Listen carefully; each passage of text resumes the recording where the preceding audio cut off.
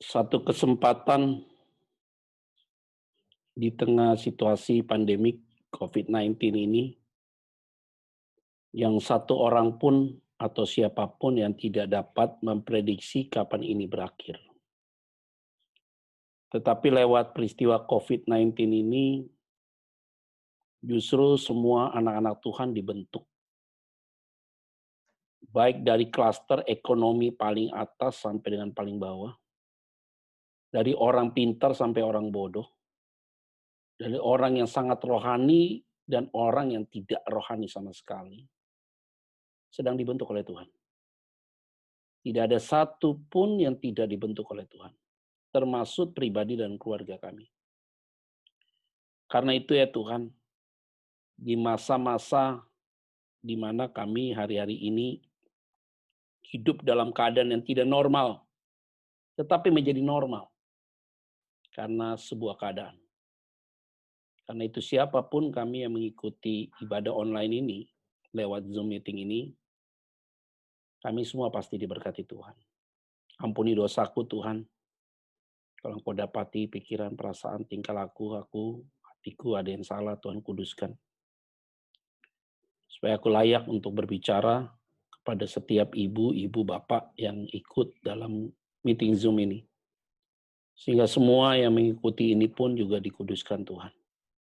Berbicaralah bagi setiap kami masing-masing. Dalam nama Tuhan Kristus kami berdoa mengucap syukur. Amin.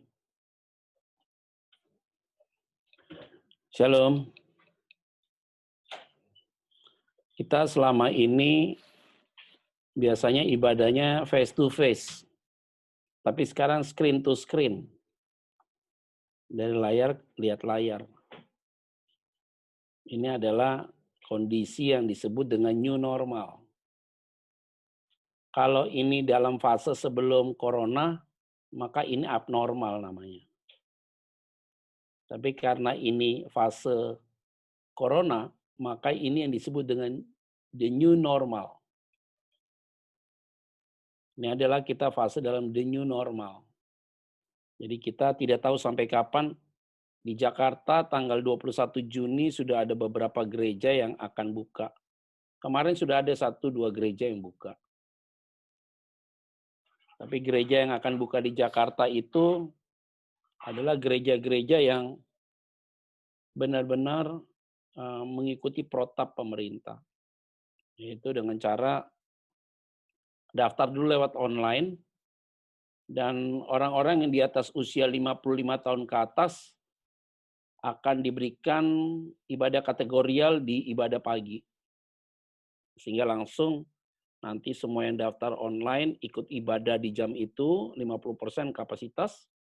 Jadi kalau ada yang kena COVID-19 salah satu di ibadah itu, maka seluruhnya pasti terdeteksi. Nah, ini the new normal. Nah, tema kita pada hari ini kita berbicara tentang bekerja atau ribut di dalam rumah. Jadi bicara tentang work or fight at home. Jadi ini menarik tema ini. Tadi saya bilang sama Cailing, buat sesi tanya jawab lah. Boleh saya minta 2, 3, atau 5 orang lah, boleh mau bertanya silakan. Bisa lewat chat. Ada chatting di situ. Bisa juga mau bertanya langsung, nanti hostnya yang ngatur. Mau angkat tangan, kasih tanda jempol, baru bicara. Karena ini kita beda. Nah, yang hari ini ikut saya lihat ada 113 orang. Jadi cukup banyak untuk ukuran Zoom meeting. Nah, saudara-saudara, yang saya kasih dalam nama Tuhan Kristus ini penting yang akan saya mau sampaikan dalam sharing saya. Nah, saudara mungkin bisa lihat ya, screen yang saya sampaikan. Jadi bicara tentang work or fight at home. Jadi ini adalah bagian penting yang saya mau sampaikan, saudara, di dalam konteks kebenaran firman Tuhan. Nah, konteks firman Tuhan itu dari sini, saudara. Yaitu Kejadian, Kolose pasal yang ketiga, ayat 18, 19, dan 23. Ini prinsip dasar sebenarnya Karena ini seputar PD Victory, seputar tentang keluarga ya. Ini prinsip mungkin semua sudah tahu, tetapi ada hal yang menarik. Ayat 18 dia bilang begini, hai istri-istri, tunduklah kepada suamimu. Ternyata kata tunduk ini bukan berarti manut, bukan berarti menerima keadaan yang terjadi, bukan berarti memahami tentang kejadian yang terjadi dengan pasangan kami, pasangan saudara gitu. Jadi kata tunduk ini artinya yaitu bicara tentang respect, rasa hormat. Ini beda ya saudara ya. Jadi kalau kata tunduk aja, ini bahaya kalau diterjemahkan dalam konteks yang salah. Jadi kalimatnya adalah, hai istri-istri, respectlah kepada suamimu sebagai mana seharusnya di dalam Tuhan. Nah, ukurannya adalah di dalam Tuhan. Jadi kategori respect kita itu terhadap Tuhan itu seperti apa? Apa kepada pasangan kita itu seperti orang yang ada di dalam Tuhan. Jadi orang yang dalam Tuhan itu apa? Ini dia nih ayat 23. Apapun juga yang kamu perbuat, perbuatlah dengan segenap hatimu, seperti untuk Tuhan dan bukan untuk manusia. Ternyata, hai istri-istri, respeklah kepada suamimu, sebagaimana seharusnya di dalam Tuhan. Kendati suamimu brengsek, kendati suamimu kasar, kendati suamimu itu hidup tidak benar, membuat kesalahan kepadamu, maka kamu tetap respek terhadap dia. Karena kenapa demikian? Ayat 23. Apapun juga yang kamu perbuat, perbuatlah dengan segenap hatimu. Seperti untuk Tuhan dan bukan untuk manusia. Artinya, kenapa seorang istri harus respek kepada suaminya walaupun suaminya itu brengsek? Kalau istilah Bu Eli apa sih? Suami pergi sama apa Bu? Lenong ya Bu? Apa sih? Ondel-ondel apa sih? Saya lupa kemarin di Surabaya itu. Ya jadi ya tetap kita harus respect sama dia. Karena bukan kepada dianya kita respect, tetapi karena apa yang kita buat dengan segenap hatimu seperti untuk Tuhan dan bukan untuk manusia. Jadi kalau lihat kepada Ayub, Ayub anaknya mati 10, hartanya habis. Ayub sampai bilang apa? Tuhan yang memberi, Tuhan yang mengambil. Aku datang dengan telanjang, aku pulang dengan telanjang, kata Ayub. Terpujilah nama Tuhan. Bahkan istrinya bilang kepada Ayub, udah lu kutuki aja Allah lu. Borokan dia dari ujung kepala sampai ujung kaki. Ayub bilang, kamu kalau ngomong kayak perempuan gila sih. Kamu hanya mau terima yang baik aja dari Tuhan, yang tidak baik kamu nggak mau terima. Kata Ayub begitu. Nah, artinya apa? Dalam keadaan sesulit apapun dan sesusah apapun, seberat apapun yang terjadi dalam kehidupan kita, harusnya kita lihat kepada sebuah komitmen di awal. Yaitu apa? Kita menikah dengan dia karena kita tidak menikah sama dia berkomitmennya. Komitmen kita adalah dengan Tuhan.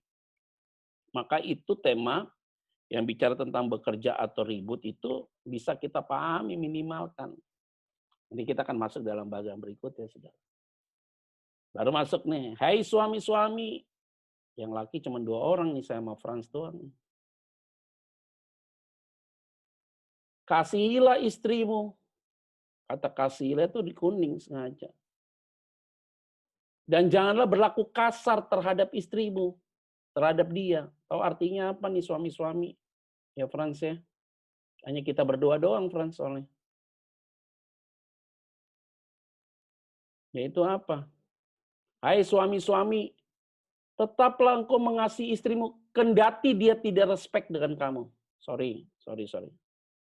Kendati dia tidak respect dengan kamu. Kendati dia tidak hormati kamu. Kamu tetap mengasihi dia.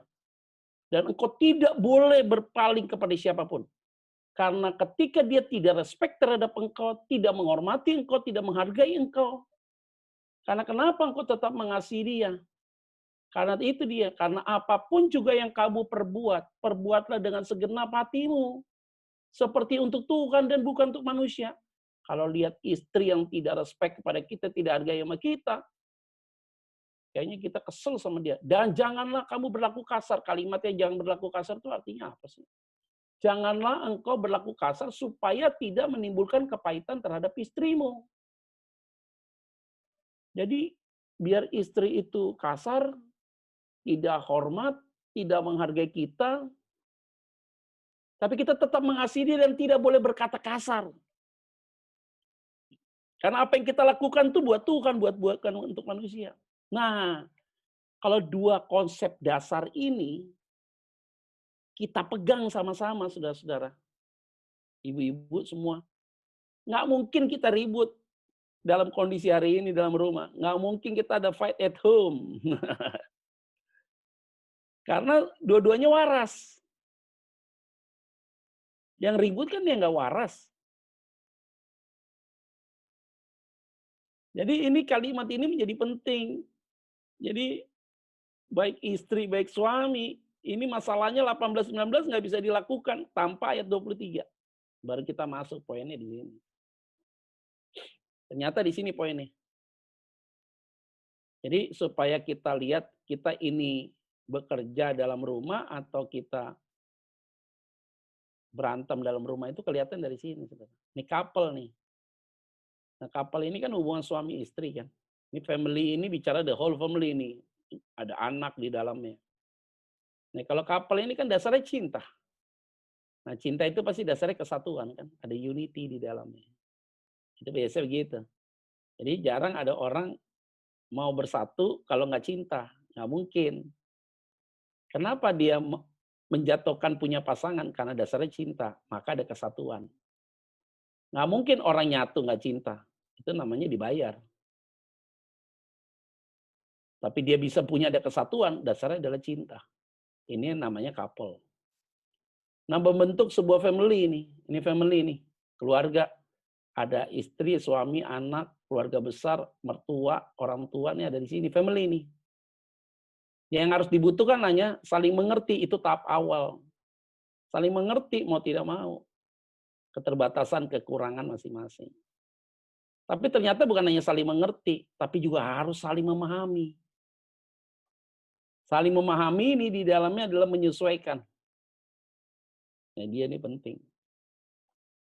Jadi kita couple, di dalamnya ada family saling mengerti. Lah kalau tidak saling mengerti, berantem terus pasti. Selama ini suami di luar rumah, tiba-tiba harus diam di rumah di PSBB, ribut. Yang tadinya suami tidak pernah ngerempongin ibu-ibu masak rasanya apa, karena dia jarang makan di rumah. Sekarang masak dikit nih nggak enak banget sih. Dia lupa selama ini dia makan di luar. Selama ini dia berangkat pagi, pulang tengah malam. Tiba-tiba dia ada di rumah 24 jam. Kita sebagai istri kesel banget. Kenapa sih lu nggak kerja? Gitu bahasanya. Jadi hilang saling mengerti ini udah hilang. Saling memahami. Udah nggak ada saling menyesuaikan, nggak ketemu lagi. Ya, karena ada nih posisinya ada di bagian-bagian ini nih. Rawan sekali saudara. Yaitu saling mengerti, saling memahami, atau saling menyesuaikan. Nah, sosial harus ada kerjasama, tolong menolong. Sekarang kita lihat nih, bulan pertama Maret PSBB, semua orang rutin ibadah online, live streaming segala macam. Ya, bagus ya, suami istri ribut-ribut ada tuh di bulan pertama. Masuk bulan April udah penyesuaian. Masuk bulan Mei, runningnya bagus, sudah biasa. Bulan Juni sudah menikmati sebenarnya. Itu yang positif. Kalau yang negatif, bulan Maret ribut, bulan April pisah kamar, bulan Mei pisah rumah, bulan Juni gigat perceraian. Itu yang negatif. Tapi kalau tadi yang positif, bulan Maret ada gesekan, bulan April sudah ada penyelesaian, bulan Mei sudah menikmati, bulan Juni sudah runningnya enak banget. Itu yang positif. Jadi akhirnya sosialnya harus ada kerjasama, tolong menolong. Nah, sekarang kita ada dalam satu komunitas PD Victory ini, saya yakin sudah banyak orang yang saling tolong. Biasanya kalau di Jakarta, saya nggak tahu dari Surabaya, udah pada kirim-kiriman makan. Ada yang kirim makanan ke tetangga lah, inilah. Yang tadinya nggak pernah jual makanan, sekarang jual makanan. Padahal dia bukan jualan makanan, sekarang jadi jual makan. Ibu-ibu yang tadi nggak bisa masak, sekarang jadi pintar masak semua loh. Yang nggak biasa ngecat rumah, sekarang ngecat rumah. Jadi kegiatannya banyak yang positif. Jadi ini yang terjadi hari-hari ini, saudara. Nah, baru kita masuk. Ini dia nih, tingkat konflik. Nah, yang pertama adalah bekerja. Bekerja atau ribut dalam rumah. Nah, kalau dia bekerja nih, saling menghargai, saling menghormati. Kalau udah nggak ada pembantu, ya mau nggak mau suaminya ikut kerja juga dalam rumah. Sapu kayak ngepel kayak bersihin apa segala macam kayak itu dia. Istri juga demikian. Nah, ini kalau dua hal ini bisa dihargai, saling menghargai dan menghormati dalam pekerjaan ini aman sebenarnya. Maka tadi yang saya kutip firman Tuhan itu, Kolose 3, 18, 19, dan kemudian ayat yang ke-23 ya, saudara ya. Tadi yang saya sampaikan itu. Jadi pekerjaan kita bisa bekerja sama-sama dalam rumah, kalau satu sama lain saling mengikat. Saling menolong, saling menghargai, menghormati satu dengan yang lain. Kalau enggak, ya terjadi konflik biasanya begitu. Nah ini bagaimana yang single parents, yang suaminya tidak bersama dengan dia. Ya kerjasama dengan anak-anak atau orang-orang di sekitar dia. Nah kalau kita ribut, fight, waduh udah kacau. Saling menyakiti, pasti saling melukai satu sama lain. Nah kalau udah saling menyakiti, melukai, itu robekannya terlalu luas.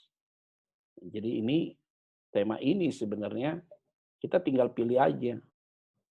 Mau yang kiri atau mau yang kanan. Mau dia bekerja sama-sama, itu saling menghargai dan menghormati. Atau kita ribut, saling menyakiti, saling melukai. Nah ini yang menjadi kurang sehat sebenarnya untuk ke depannya. Nah, bagaimana akhirnya kita melihat ini menjadi jalan keluar? Yang pertama adalah Kristus sebagai sentral dari solusi semuanya.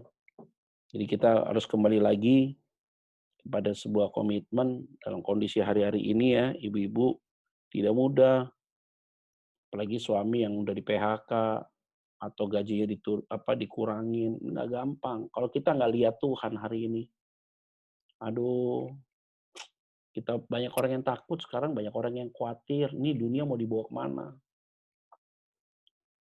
Sampai kapan selesai COVID-19? Hari ini bertambah loh, jumlah yang positif 1.200 lebih.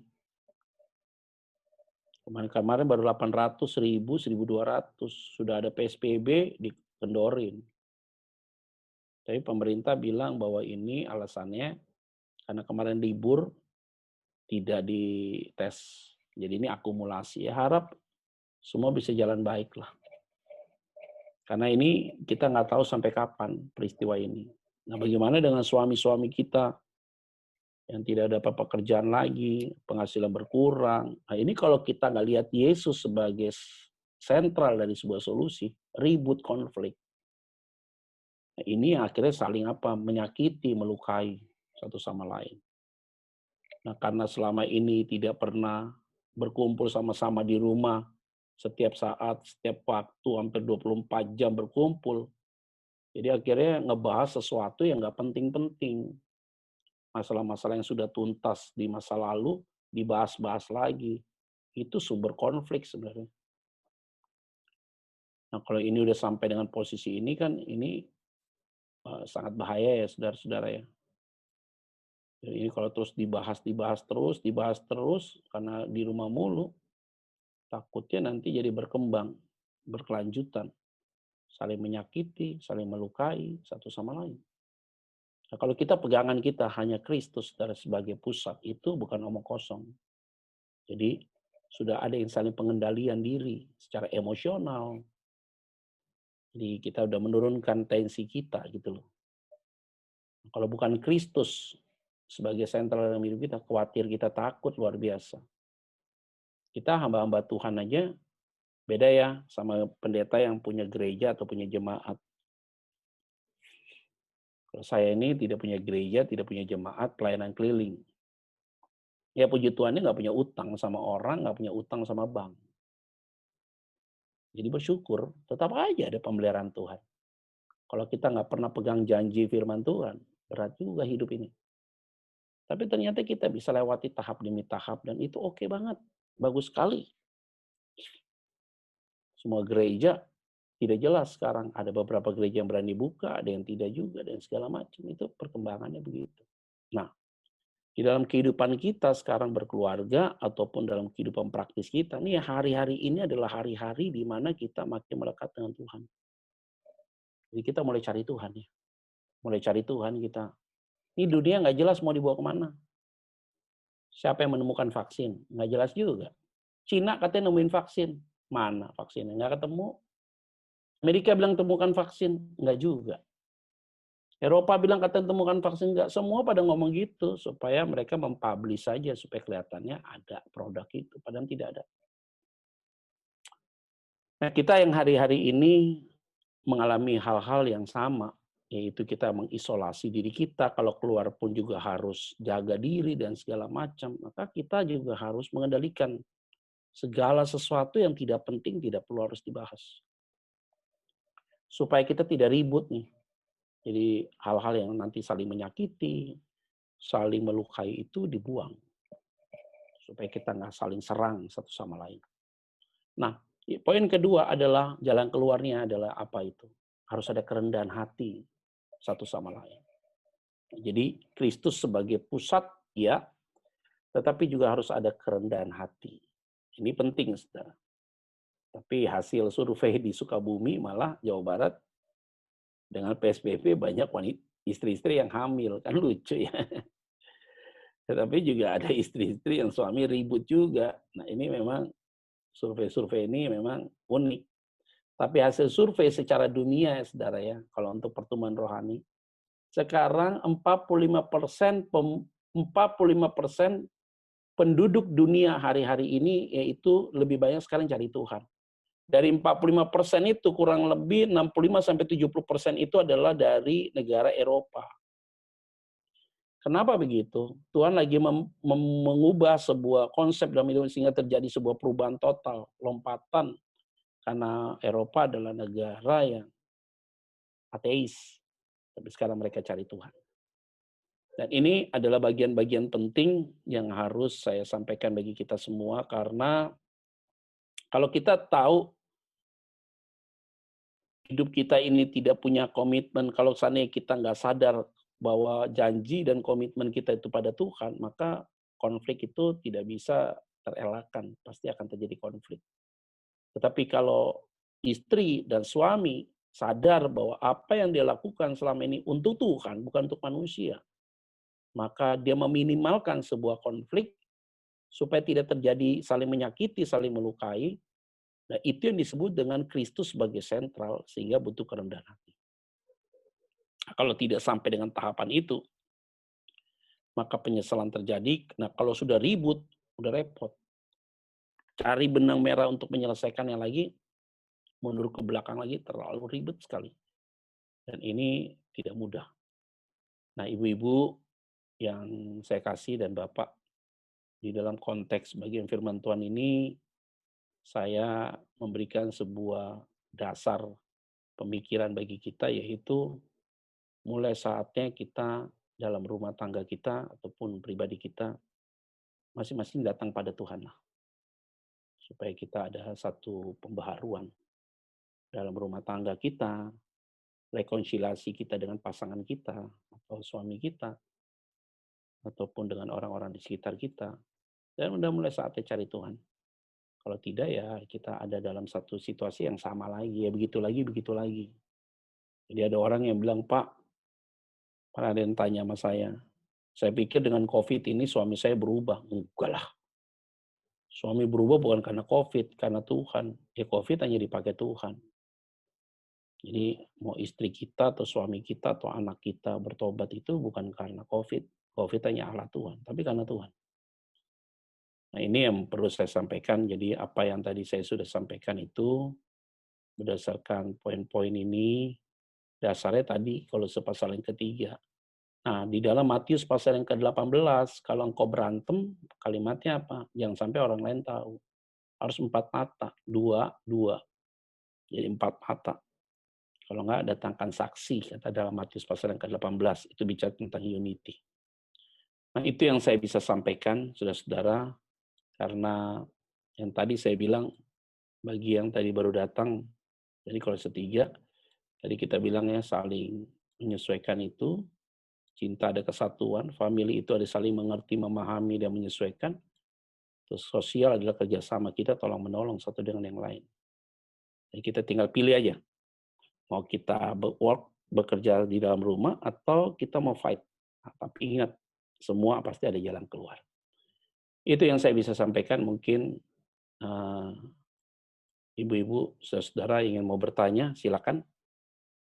Saya tadi sudah menyampaikan bagian-bagian itu untuk membuka aja cara berpikir, supaya ada yang mau bertanya, supaya tidak monolog, tetapi harus ada yang ditanyakan, supaya kita bisa saling bertukar pikiran. Saudara mau tanya apa saja, saya akan jawab kalau saya bisa jawab. Silakan.